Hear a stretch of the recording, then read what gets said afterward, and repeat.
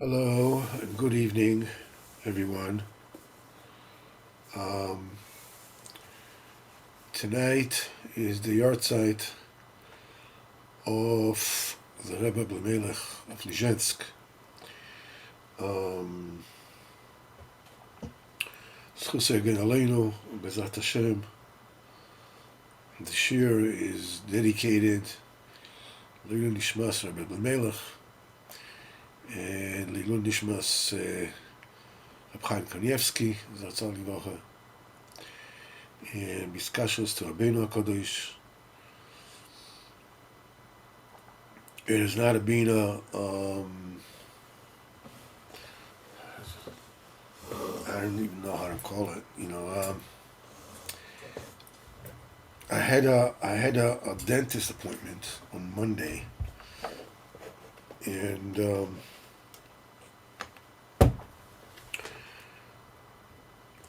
I got my phone gives me it's like an alarm, whatever it is, a message, and I disregarded it. I remembered that I'm supposed to go on Monday, whatever it is, but somehow Sunday and the the levaya of Reb Chaim Kanievsky sort of like, I don't know, someone, like it's like it wasn't a day, it's like as if that day was taken out of the calendar, and somehow in my mind Monday became Sunday, and I was convinced that then someone was the next. No, what can we say? Hashem Yazor, you know, it's a big schos for everyone to ask, b'schos Reb Chaim Kanievsky, for whatever it is that you need, that I need. That's Hashem. Okay. We're learning Likutey Moharan, Terech of Gimel. After we have explained, Baruch Hashem, at length, that someone who believes that the Kadosh Baruch Hu can send him parnasa, very easily. Just do something easy, and you'll get your parnasa. And he doesn't chase money. Such a person is connected to the Or upon him. That's the light of the face Kiviyachol HaKadosh Baruch Hu. We have met this concept of Or upon him in many different ways. We call them different names. It's called Ruach HaKodesh. It's called Pnei HaMenorah. It's called Ruach Chochma Abba Mikodesh. And ultimately it's called Or upon him. And basically the meaning of Or upon him, on the very basic level, means that you are aware on an existential level with the reality of HaKadosh Baruch Hu. The presence of HaKadosh Baruch Hu is something that it is eminently clear to you. That's called that you're connected to our opponent. Because we know that there is a concept which is called panim and achar. It's the front and the back. We learn in Torah Chafalef, and we say Pchinas Ponim. Pchinas Ponim, we told this is a seichel that is called or upon him, that a person can get to that seichel. This is a seichel that does not require any preambles, any pre-study as preparations for getting for that seichel. Like, let's say if you're learning math, so you need to learn, how to add and subtract, and then you can move on to multiplications, and so forth and so on. So this is a science that is based upon acquiring previous knowledge. That kind of seichel is called seichel b'chinas achor. The seichel of this world. You have to build everything from scratch. You have to put it together. You can be more talented, less talented, but basically, the Indian is that you can only get to the seichel with akdamas, which means it's a seichel that has an end. It's a seichel that is the result of the previous hakdamas that you have prepared before. Mashen ken, the seichel, the das, that comes from pnei menorah over there, from oraponim, as we call it over here, is a das which it's called kedem. It's achor v'kedem. We said over there in Terech Hafalev, achor v'kedem, backwards and forwards. Kedem means, forwards is kadima. However, kedem also means something that is ancient, something that always was. It's not only something that is in front of you, but something that is always was and always is and always will be.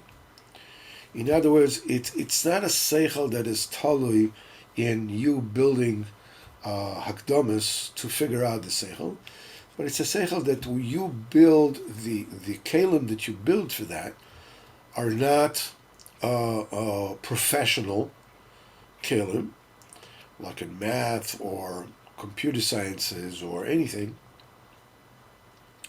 but rather the kelim that you build, that you need to build in order to be able to absorb the oraponim, are midos kelim. You're supposed to guard your midos. You're supposed to get, and this is how you actually get the oraponim. We'll learn it to Chafalef, we'll learn it over here. And Rabbeinu says that when somebody, believes be'emunah shlema, or emunah shlema, it's, the more emunah a person has in that, the more he's connected to oraponim. The more a person believes that Kadosh Baruch Hu can sustain him quite easily, and you can do something, whatever it is that you feel at that particular point in time that you need to do, and Kadosh Baruch Hu will give you parnasa. You don't have to run hard over it. You don't have to, fix it and this and that. Kadosh Baruch Hu knows what's going on. B'ezrat Hashem, you do whatever it is that you need to do. Kadosh Baruch Hu, B'ezrat Hashem, will give you parnasa. He doesn't need you to lift the world on your shoulders. There's no need for that. Adrabeh, forget anybody who does not believe that Kadosh Baruch Hu can sustain him very easily with an easy ishtadlus, and he's running after money with tremendous yigiyas, tremendous toil, tremendous efforts. He is being tied into the ponim of sitracha, which is choshech, which is darkness, and atzvus, depression, and misa, and death, and avodah zarah. And Tavis moment is avodah zarah, and all the avodah zarahs are verstupt into this in the moment. Now we hold in the Seif Beis. Rabbeinu starts to explain how you prevent this from happening, because it's a very common propensity, to fall into Tavis moment, because moment is something that that you need all the time, and you deal with it all the time, and and the Yetzer Hara, as Rav Arush said, Yetzer Hara pays cash. In other words, when you get cash, you feel flushed with success. You feel like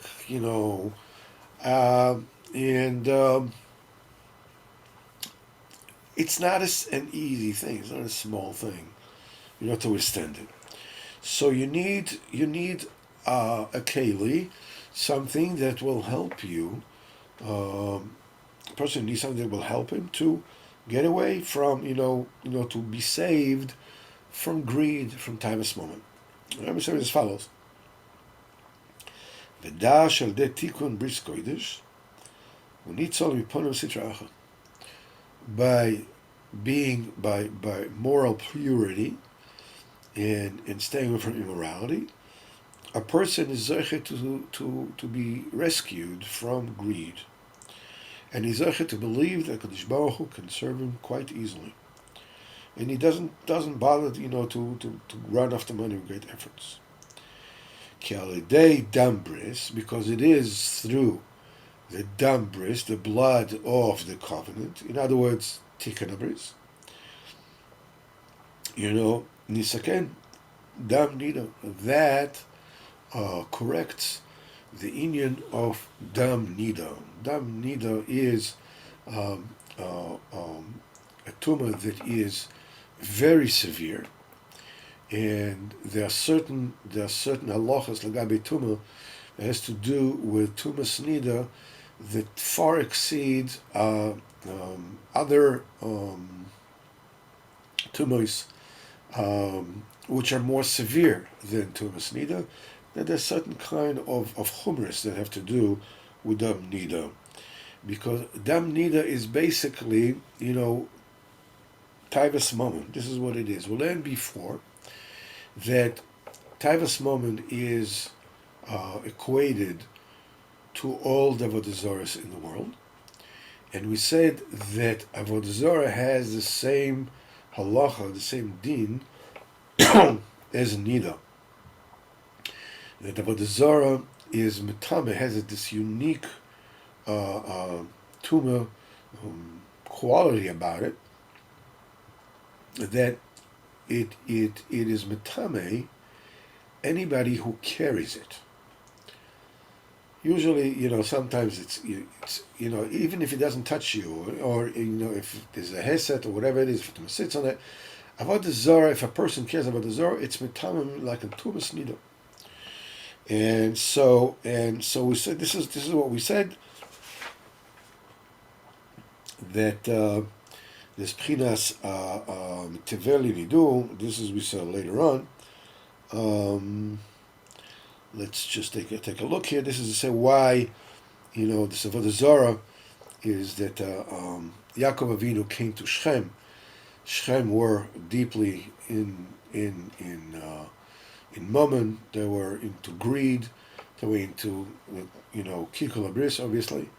And Yaakov Avinu, when he came there, he made mikvahs and he corrected the currency, as we said. In other words, he was misaken this inyan of nida, the tumah of avodah zarah, and he also fixed the currency, which means he took care of the taiva of mammon. Misaken dam nida, this is taivas moment.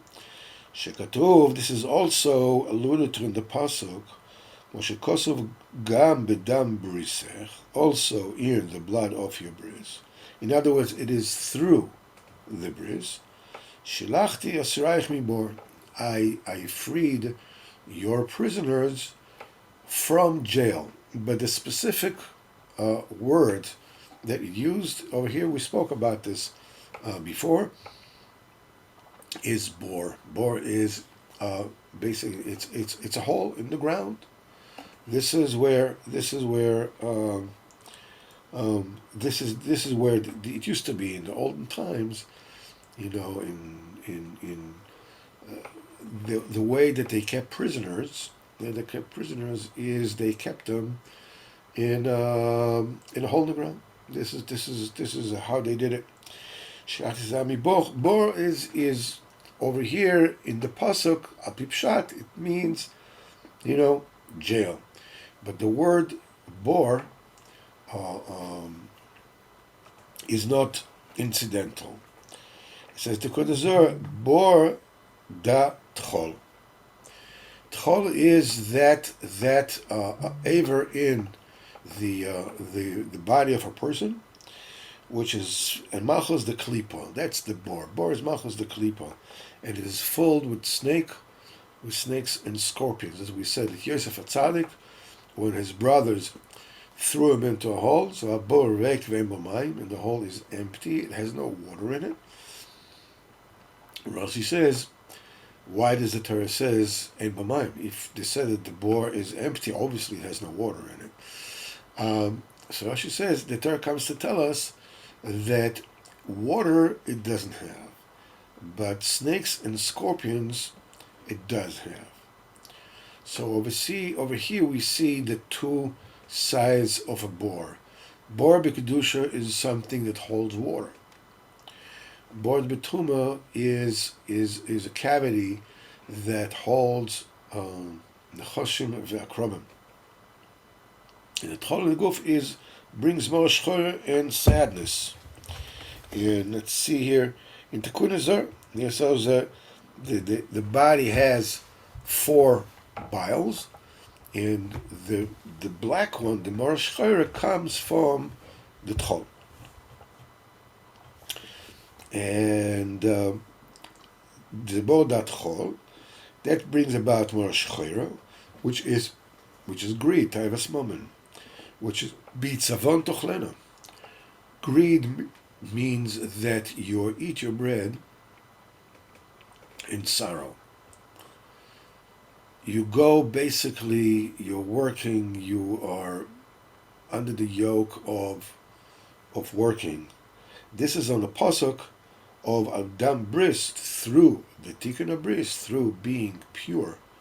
Morally, you are zeicher to get out of the bor of the cavity of, or the chasm, of Taivas Momen. Okay, now the Rebbe is going to explain why dafka it is through the Tikkun Bris that a person is being saved from greed.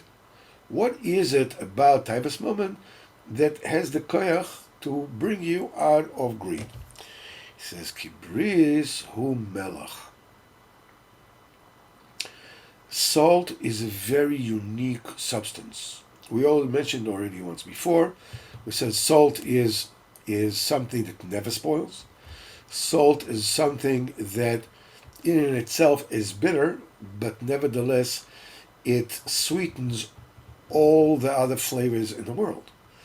Today they even make ice cream with salt. They have chocolate with salt. I mean, the salt actually makes the chocolate sweeter. And salt is something that you use in order to preserve, meat. This is what it's done. And we also mentioned that salt has a very, very peculiar tchuna. Salt and meat. Meat is b'sar kodesh, is osbres. That meat, before it's kosher, before it's salted, is forbidden to eat. It's iser. And salt, in on itself, is a dvar heter.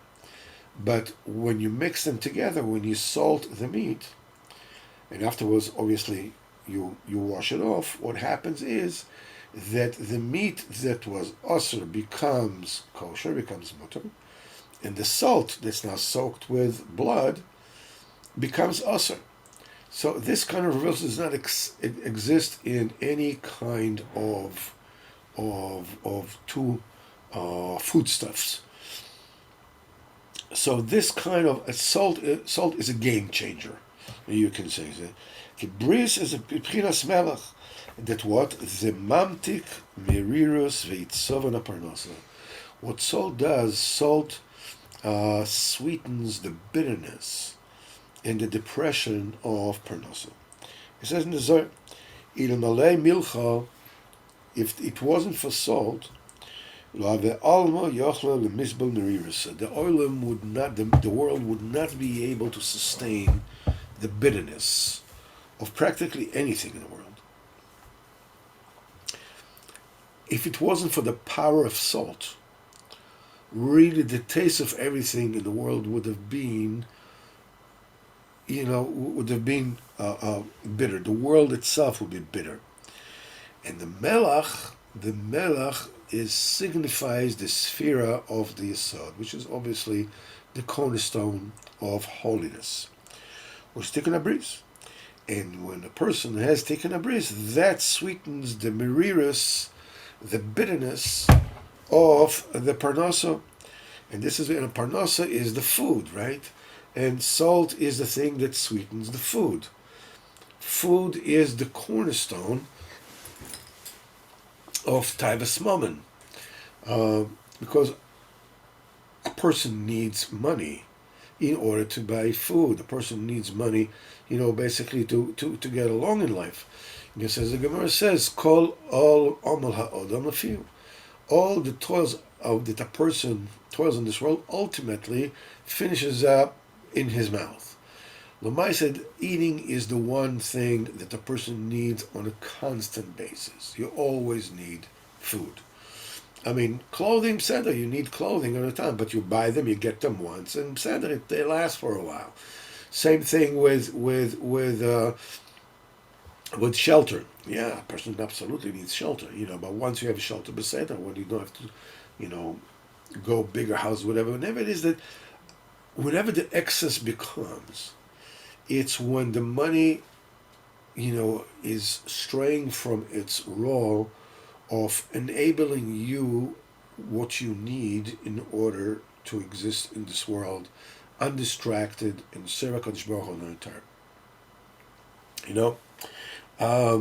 I heard that there was, or there is, I don't know, an Israeli, I think she has a radio program or whatever it is. She's quite a mover and shaker, whatever it is, and she used to know the Rebbetzin Kanievsky, Alei Shalom, and she visited in her home.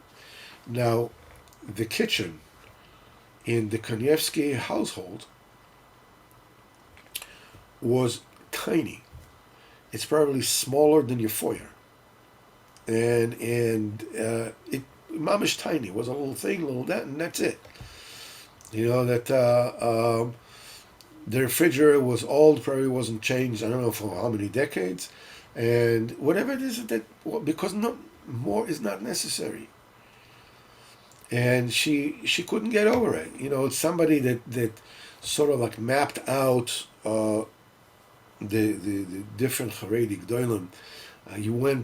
At the time, he went to visit Rav Steinman Zachat Tzadik v'Kodesh Livracha. And now Rav Steinman lived basically in one room apartment, and he sat on a bed, and on his back he had a chair, like a chair without a back, just a chair, and the chair was placed against the legs of the chair were placed against the wall, and Rav Steinman was leaning on it, with his back, and he was sitting lying in Torah. And the guy just couldn't get over it. He said, "Here's a person. If he would just make the slightest remez to anyone that he wants anything, I mean, they would build him a palace on the spot. Never thought of it, b'chlal." And there was actually there's a story. I don't know how true the story is, but there's a story that an American gvir came to Rav Eliashiv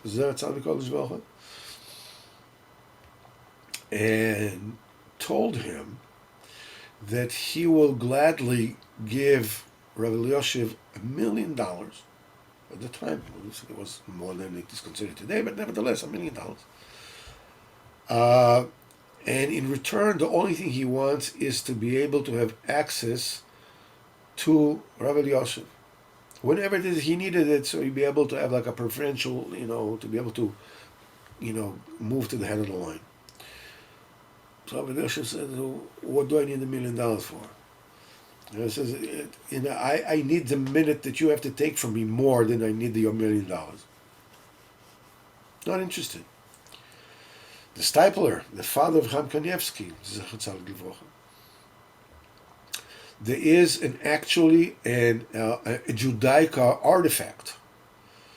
And what is the Judaica artifact? Is a check for 350,000 shekels from the municipality of Bnei Brak, that they decided together, the municipality decided, to Stapler he's the treasurer of the city.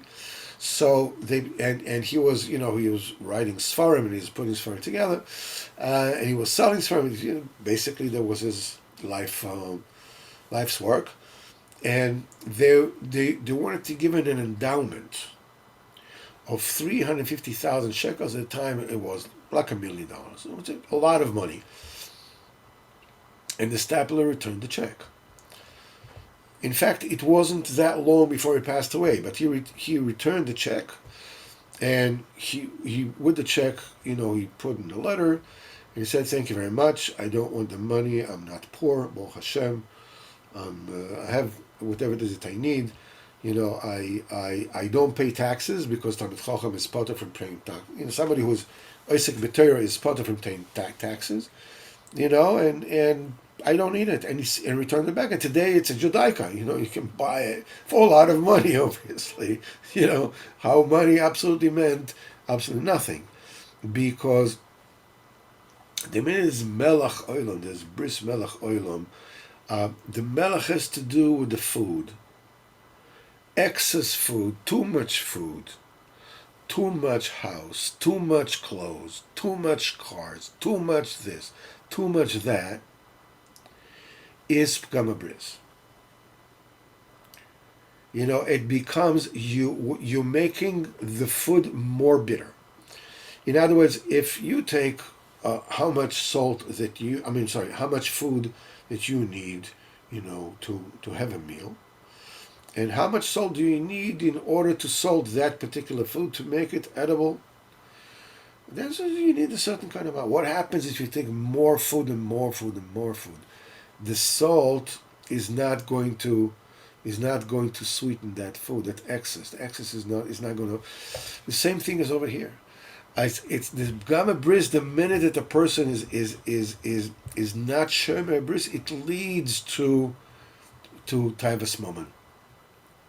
Even though Taivas Momen, the Rebbe says, and we learned in the Sichas Haran, in which one place Rabbeinu says that the main test that the person is tested in this world is in immorality, in that taiva. But nevertheless, and he says, even though, and Rabbi mentions that even though taivas moment, is akin to what is zara, nevertheless, the main test is taivas niyuf. But the Rabbi says is a lemaisa taivas niyuf. The reason why taivas niyuf is not, kiviyachol, it is something that leads towards Taivas Momen, and it's not as bad as Taivas Momen. On one hand, that's the main test in this world. On the other hand, it's not as bad as it is as Taivas Momen is because, again, Taivas Niyuf, like any other Taiva, is something that a person that comes every once in a while. Even somebody, lo alein of lo aleichem, who is totally steeped in this taiva. But sadly, he can't be steeped in this taiva 24 hours a day. It's just not possible. So besides, the person thinks about it, whatever it is busy, whatever. But sometimes he's in the taiva, sometimes he's not in the taiva. Taivas moment is something which is constant, and somebody who is deep into taivas moment, that's his world 24 hours a day. It's day and night. It's something that doesn't let a person off the hook even for a minute. Zerah says, moment, Taivas moment, plays, it's like a cat with a mouse, with a person. It says, Taivas moment plays with a person in this world, and at the end it kills him. That's the same way, it gets him out of this world. The same thing that the cat does with the mouth. He plays with him, and then... So, it is without the power of the salt, which Sfira says, so does Tikkun HaBris. When you have Tikkun HaBris, now what does it mean to have Tikkun HaBris? Tikkun HaBris means that you stay away from seeing things you shouldn't see, from hearing things you shouldn't hear, and from thinking things that you shouldn't think, and obviously from doing things you shouldn't do. Now, we need to understand the frontier is the eyes. As it says in the Indian of Tamar and Yehuda, when he looks for her and he says, he thought that she was a loose woman, and she misled him, and they were called a Kadesha, somebody who is singled out for this particular taiva, which is the opposite of kodesh, of tikkun habrish, Kadesha. Kodesh means that it's totally mufra, it's totally separated from this world. Kadesha means it is dedicated to that. It's the opposite. So he asks, so that when Adulam, the friend of Yehuda, comes looking for her, after she was with Yehuda and became pregnant and gave, Baruch Hashem, the children that Mashiach will come from them, Peretz and David HaMelech, Zerach and Peretz. They say he asked them, Ayeh Kadesha, he by name, means that where's the Kadesha that was sitting, Al Pi Pshat, the Torah says, where's the Kadesha that was sitting at the intersection? So Ein HaDerech, this is where the eye of the road, different roads come. It's called Ein HaDerech. But the Lashon of the Torah uses Ayeh Kadesha. Where is the Kadesha? Where is the Tumah? He by name, it is on the eyes. The eyes is the thing. That's the opening. That's the opening. We said that in Torah Chavdalad, in Torah Memtes, when in Torah Memtes that we learn on Thursday, that the thoughts that the person needs to have a vacuum, chalapana in his heart, and the thoughts, bad thoughts, licentious thoughts, fashtuk the chalapana, they ruin the chalapana, so the midas cannot grow. And when the Torah says Lashon Tzav is Bnei Yisrael, order Bnei Yisrael, so Rashi says and Tzav, the main Tzav Ela Zirus means this is like utzing, like waking people up to that fact. B'yoser, the most places where a person needs to be forewarned, b'makom sheyesh chisoron kis, when a place where there is a lack of a pocket. The Ma'aseh the Gemara talks about Parshas Tzav. We're talking about oila. And it says Bnei Yisrael have to bring oila. So it says where you're supposed to bring the oila. The oila, the korban oila, is something that has to be brought for impure thoughts. Whatever it is that comes up in your thought. So Al Pi Pshat it says zeros. You have to need tzav. You need to be awakened. Makom sheyesh chisaron kis means that you have to spend money to buy oil. So if you buy oil, so you have to be forewarned more than that because you shouldn't be stingy. Whatever it is, but there's another deeper meaning to that. Every other aver, every other the eyes, the ears, and the mouth, they all have shutters. The eyes have the eyelids. The ears have, this little thing that you can push it into your ear not to hear Lashon Hara. Your mouth, you can keep it closed and not speak Lashon Hara. The eyes you can close not to see. The mind does not have a keys, does not have a shutter. The thoughts keep on running in a person's thought 24/7. It never stops. So the Zahirus, the the main caution needs to be with something that has no natik, that has no bag to contain it, has no container that you can shut it in. It doesn't have eyelids, doesn't have the thing on the ear, doesn't have the lips to close the mouth. Because so the ending of the mouth. The thing is that nevertheless, the minute that the eyes are open,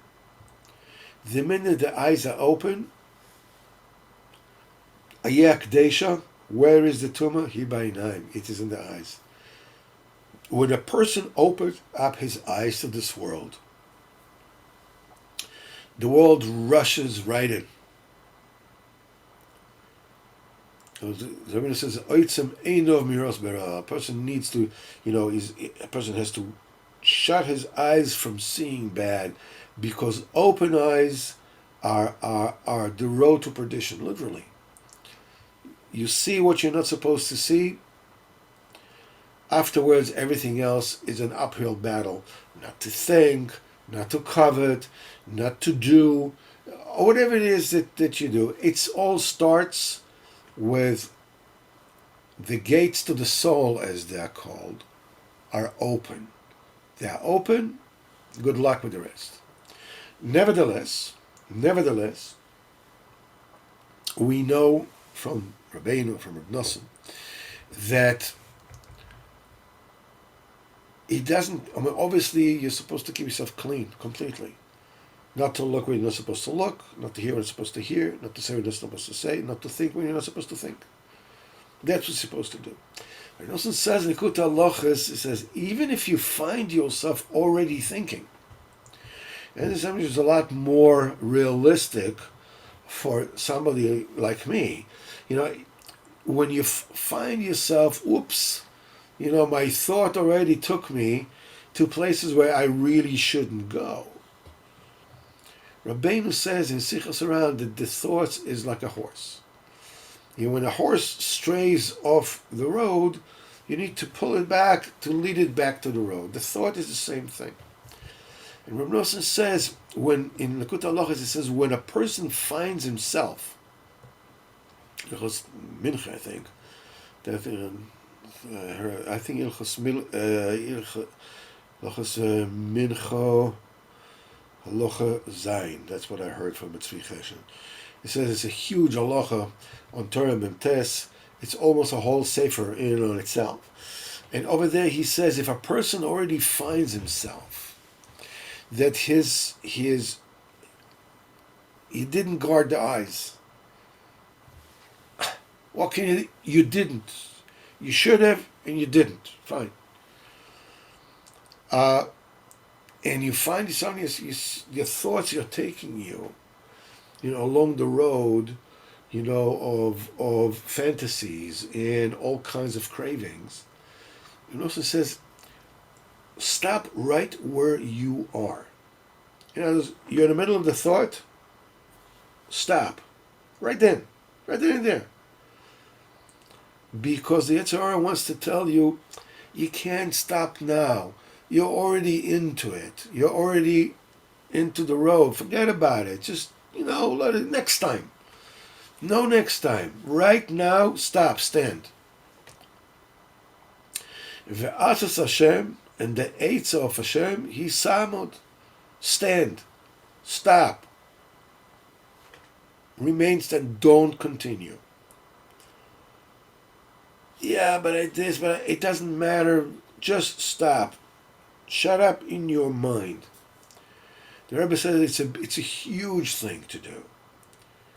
Just when a person feels that he's overwhelmed with a lot of thoughts, with a lot of worries, with a lot of whatever it is, close your eyes, close your mouth, and shut your mouth, your mind up. For as long as you can. He says a big amtaka. It's a big amtaka. The Ikra Tikkun Abris is not that you don't feel anything and you don't crave anything. That's not where the avodah is. As we learn in Torah Chaf Aleph. The main avodah is when you do feel when it does visit you, when you are pulled, Rabbeinu says there's a klipa, a woman, she's erech is arich ampin the klipa. He says, wherever it is that you look, that, the image of this world will be in front of your eyes. It's arich ampin the klipa. In other words, wherever you look, you'll see that. And it's an obsession. We spoke about it, a few times before. The last time when we spoke about this of the midlife crisis, we said there is, people visit, obsessions visit people, and people get obsessed with these kind of things. And the main thing is to stop. The main thing is not to act on it. Whenever it is that you find yourself, stop. As Rabbeinu once said, the Olam says, if a person already chas v'chalila eats pork, at least let the fat, get down on his beard. In other words, if you're already eating your pork, just enjoy it, as it were. Rabbeinu says, no, I don't say like that. I say the opposite. If you're already eating pork chas v'sholem, at least make sure that you don't enjoy it. You don't enjoy it to the fullest. You don't let the fat drip on your beard. Your avoida is to stop it wherever it is that you are. That's the real avoid of taking a bris. I saw once it was years ago. So I read something about this Muslim man that has basically, he became a eunuch. He had himself medically castrated because he was totally flushed with this taiva, and he said, "That's it. From that day on, all the women in the world became his sisters. No problem." That's not kedusha. Kedusha is, don't say don't say that pork is horrible, that it tastes horrible. Ela efshi ve'efshi, it tastes delicious. What can I do? The Kodesh Baruch Hu asked it to me. The entire avodah is when you need to work on it, not when you get it as a gift. A person to blind his eyes so he won't be able to look, that doesn't make him a Kodesh. But when he has eyes and he keeps his eyes closed, that sanctifies him. This is the thing that saves a person, from the bitterness. V'zeu bris melech olam hu. The bris is something that exists forever. V'zeu v'lo tashbis melech bris elokecho me'al michasecho. Never forget to add the salt of your covenant from your mincha. On every korban you have to put salt. Means the salt is the bris. Elokecho dafka. That is the thing that connects you to our opponent, to godliness. From my basar, my meat, my flesh, which is the covenant, is b'sar kodesh, you're zoiche to visions of holiness. A person is zoiche to shine to himself the light of the face of the Melech Chaim. And this is hinted in Melach Mamon Choser. It is through Melach, who's taken a bris, that by a person, the type of Monom becomes diminished by a person. This is the Likutey Moharan for this week. Bezrat Hashem, Torah Chav Gimel, Bezrat Hashem, tomorrow night, we'll have a shir Bezrat Hashem on Zoom as well, of Torah Memtes. They will be taking place in Bezrat Hashem in the breast of the shul.